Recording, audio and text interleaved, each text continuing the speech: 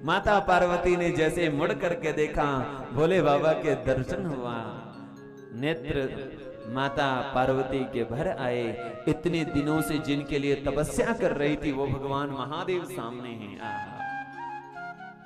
प्रभु अब आप मेरी तपस्या को सफल करो, मेरे मन का संकल्प पूर्ण करो, देवताओं का कार्य भी पूर्ण करो। भगवान महादेव ने कहा, हाथ आगे दिया, देवी चलो। कहां? कैलाश। माता पार्वती ने कहा, ऐसे थोड़ी न चलेंगे। याचयस्व माम हिमगिरे, आप मेरे पिताजी से मेरा हाथ मांगिए। हाँ, मेरे पिता से आप मुझे मांगिए, मेरी याचना करिए। भगवान महादेव तो अवघड़ दानी है। हाँ, भगवान महादेव ने कहा, ऐसा भी होता है क्या? आपको मांगना पड़ेगा आपके पिता से? बोले हाँ। अच्छा ठीक है, वो भी करेंगे। इधर माता पार्वती वापस अपनी सखियों के साथ अपने घर आई। एक दिन का समय है, हिमालय राज के यहाँ कोई एक उत्सव मनाया जा रहा है और उस उत्सव में अनेक वाद्य बजाने वाले, गाने वाले, नाचने वाले आए हैं। उन सभी के बीच में यहाँ नटराज राज भगवान अपना डमरू लेकर के, डमरू जो बजाया तो भगवान के डमरू का नाद ही अलग है।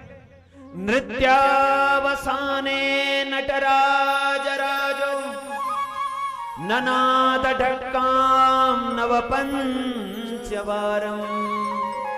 भगवान महादेव जब नृत्य करते हैं, उनका डमरू जब बजता है तो त्रिलोकी में उनके स्वर गुंजायमान होते हैं। और भगवान महादेव जब डमरू बजा रहे हैं और नृत्य कर रहे हैं तो भगवान महादेव के नृत्य को देख करके, नटराज राज भगवान के नृत्य को देख करके सब लोगों का, जो और लोग नृत्य कर रहे थे, सबने उनको छोड़ दिया और सभी के सभी भगवान महादेव के पीछे लग गए। आहा, ताम द्रष्टुम नागरा सर्वे पुरुषाश्च स्त्रियस्तथा। ताम द्रष्टुम नागरा सर्वे, भगवान महादेव के उस नृत्य को देखने के लिए नागराहा, सभी नगर के लोग, पुरुष और स्त्रियां सबके सब आ गए देखने के लिए। भीड़ लग गई वहीं पर।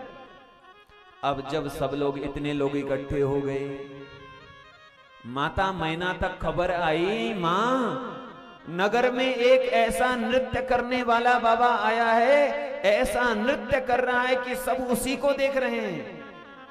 मैना के मन में आया कि मैं भी तो देखूं ऐसा कौन नाचने वाला आया है।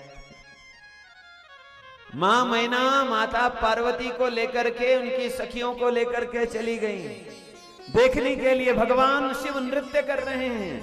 नृत्य करते हुए भगवान भोलेनाथ को जब देखा, मां मैना देखती रह गई। आहा, मां मैना देखती रह गई। माता पार्वती देख करके मुग्ध हो रही है, पहचान गई है भोलेनाथ हैं। माता मैना प्रसन्न हो गई। मां मैना ने अपने सेवकों से कहा, अनेक प्रकार की भेंट लाई जाए, रत्न आभूषण लाए जाए। सोने की थाली में अनेक रत्न आभूषण लाए गए, इस नर्तक को दिया जाए, भेंट दी जाए। इतना सुंदर नृत्य इन्होंने हम सभी को दिखाया।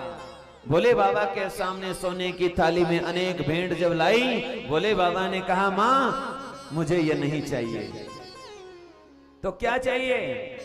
भोले बाबा के ने देखा, मां मैना के पीछे पार्वती मैया खड़ी थी। अब क्योंकि पार्वती मैया ने कहा था कि मुझे मेरी याचना करना, तो हमारे भोले बाबा ने दोनों हाथ फैलाया, मां यदि देना ही चाहते हो तो अपनी कन्या को दे दो।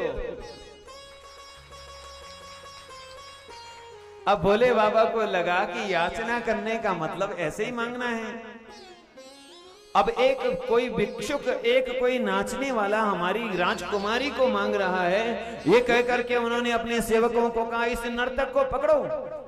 जैसे उनको पकड़ने के लिए गए भगवान, वहां से अंदर धान हो गए, कैलाश में चले गए। बोलिए शंकर भगवान की